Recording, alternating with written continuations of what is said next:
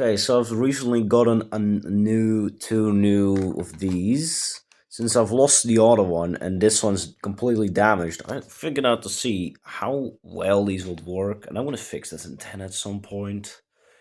But I have figured something out with these. The DCS is completely messed up. It combines the CTCCS, CTCSS, and the DCS in one, but the DCS on this is all randomized. This is 39. It says 07. Holy crap, that looks saturated on camera.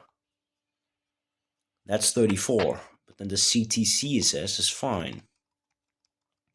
So let's go down to 35, for example. I'm going to set this to scanner again, obviously. Because these things can scan CTCSS, these don't. These are generic, but it picks it up as 35. And if I go down one lower,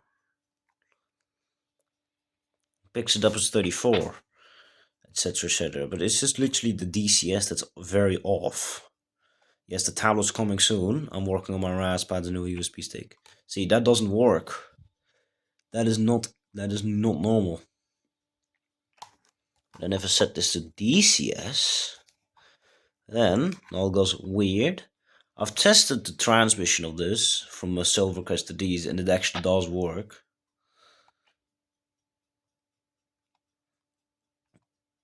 It doesn't have those neat little secrets as this has.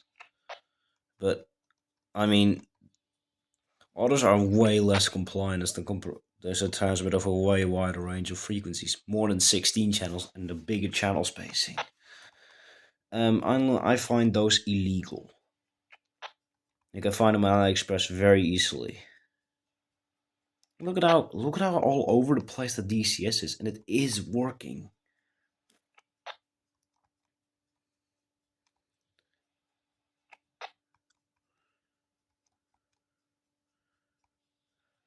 Yeah, it's really odd. It actually does that for all the frequencies, and it actually does work. I can actually send to this.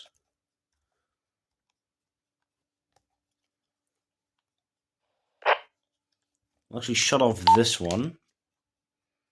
Oh, I clicked the scan button.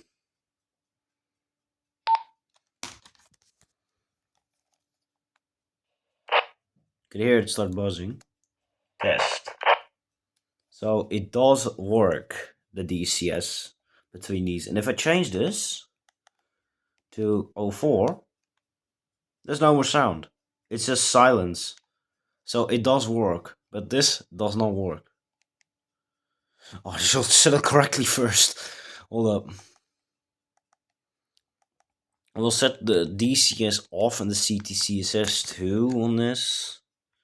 It calls it CTCSS, or actually sub channels for that matter. I don't know if my phone's recording vertically or horizontally. We'll fix that later.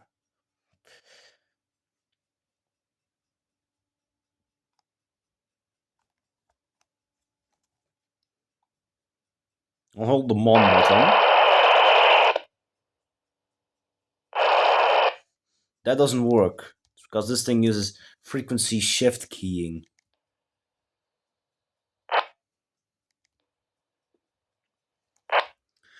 I know that because of my SDR.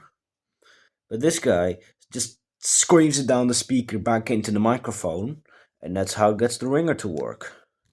It's really a weird convoluted system. It's got the same amount of channels, so they're fully compatible, but this thing's got a flashlight for some reason. It can be handy in some situations, but why would you want that on a cheap piece of garbage from China? Look at how bright it is, actually overexposing the camera. All one has this too, but one problem. We'll shut these down. These are not meant to run off of nickel metal hard batteries, sadly. If you take a look at here, please we learned that this battery holder is melted and not working properly anymore due to old batteries that have shorted. It's running on rechargeables. Although these guys, there are models that can charge through the headphone jack. I think these can too, but I'm not bothered to figure that out. Be warned, because this is some gore.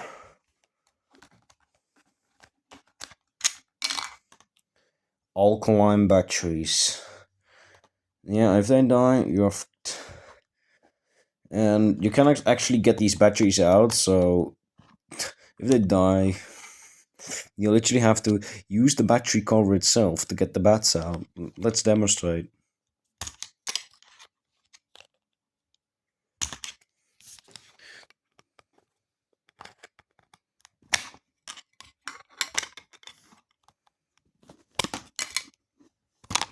There we go. But it's got the thing for a pull tab on it. That's what bothers me the most. Look at this effort. It's got the same little slit in it. And yet, these guys don't have a little rope on there to pull it out. Wow. This one turns on when you put the batteries in, actually.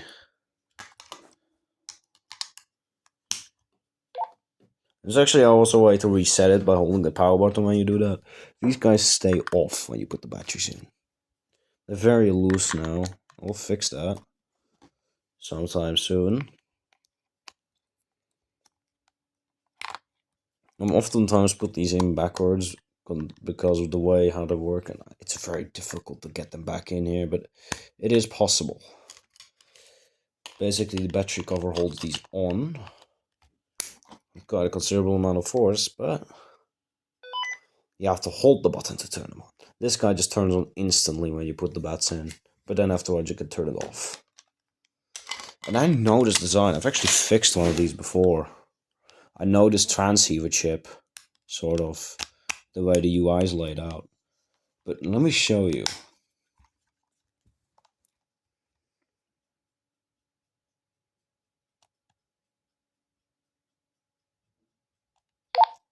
What's that high-low thing? That's nowhere used, actually. That's used nowhere in the system. I'll take multiple photos of this so they can examine this later.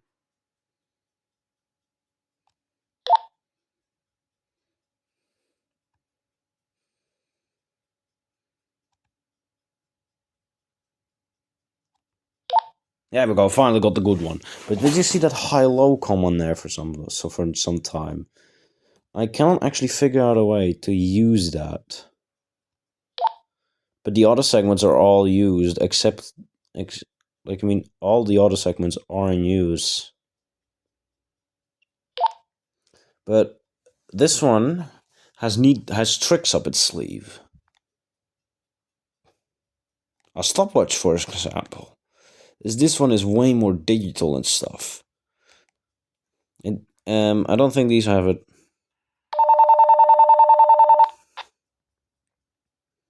No, they don't. But some weird thing I discovered years ago. You hold these.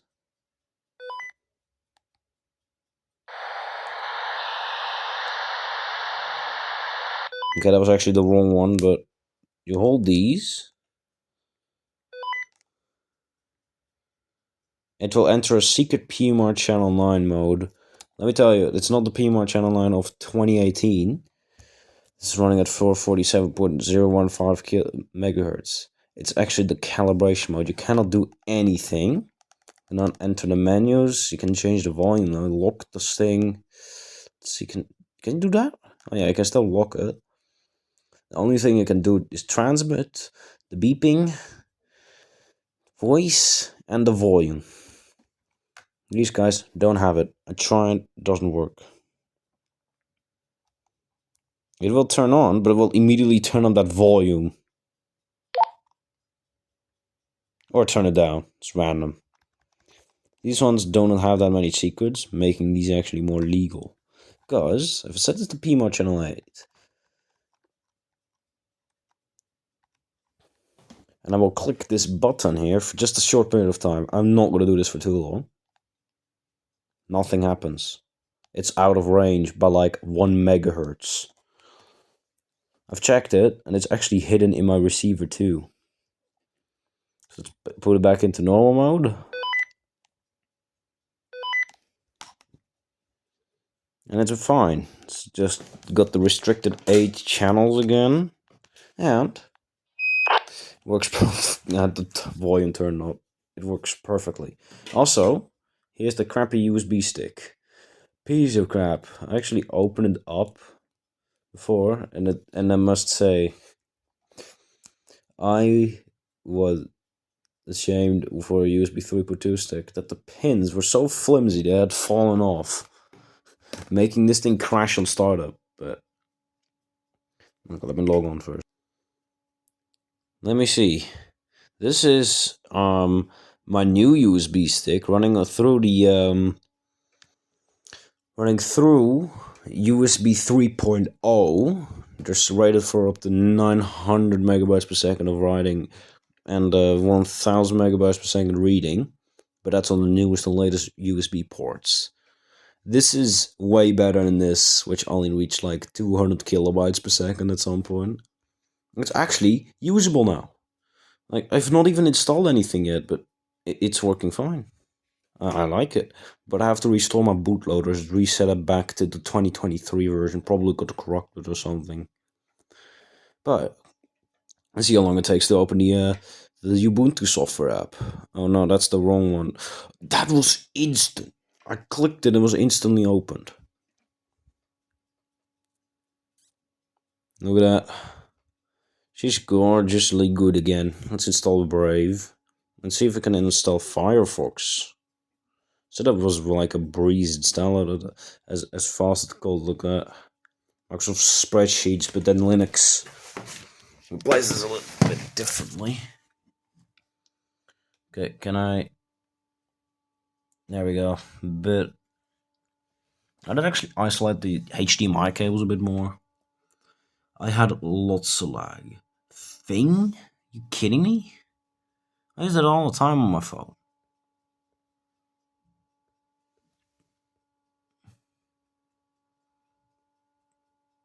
Okay.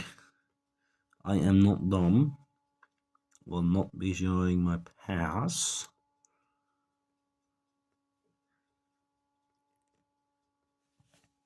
But let's see how long it takes to uninstall an app. Since I'm going to be installing Brave anyway.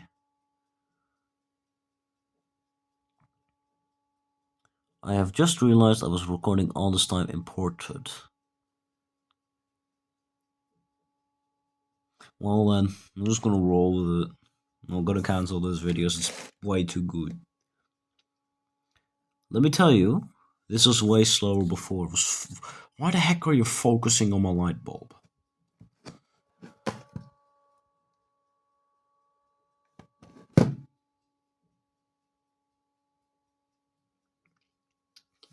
In the meantime, I will go type in Brave. Touch is not responding, but that's because it's under high load. USB stick doesn't really like random. But it responds instantly. Like it's just like a normal SSD.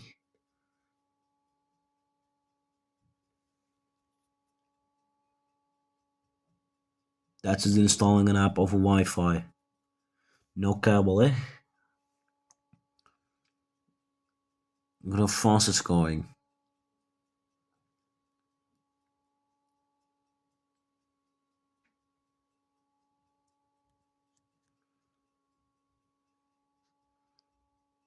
If you're wondering where my USB stick is that I put it here, well, I have it here.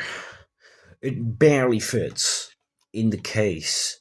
Like, I squeezed it next to the USB 3 port on here, and it barely even fits, and it actually does super speed, even sitting like at an angle like this. It still makes a connection. And it doesn't really get that warm on this Pi. I bet it will get warmer on a modern USB port. And I've seen reviews of people complaining these got very hot and they broke very quickly. But that was them loading it up quite heavily. This Pi is not going to do much to it. And I've not had any slowdown so far. Look at that, Firefox just disappeared. Still installing. But then I'm going to see how long it takes to open up Brave. Okay, let's see. Do I already have an icon? It's already way better than the old USB stick. That was literally unusable. I did work on the 3D printer a little bit on Android. Just basic controls like moving and everything. I was not ready for printing yet. Let's see how long it takes. I just click the open button. See, it actually works. Set Brave as default browser. Allow. And I will hope that this will stay. I thought I set this to Dutch, but it didn't register because I'm Dutch. But I normally set this thing to Dutch. It decided to not do that. Okay, that's gonna be changed. Formats. Nederland. Language unspecified. That's just gonna be staying the same. That's gonna be staying Dutch. I actually want to see what is it running on. About. I've actually just like literally heard that the new 16 gig Pi is around, and I think I'm gonna upgrade it to 16 gigs at some point, but it's not set up yet. But this is working very well. I've literally benchmarked it too. But let's see how much data I've written. File systems. And like 470 gigabytes available. It's about as much storage as my laptop has.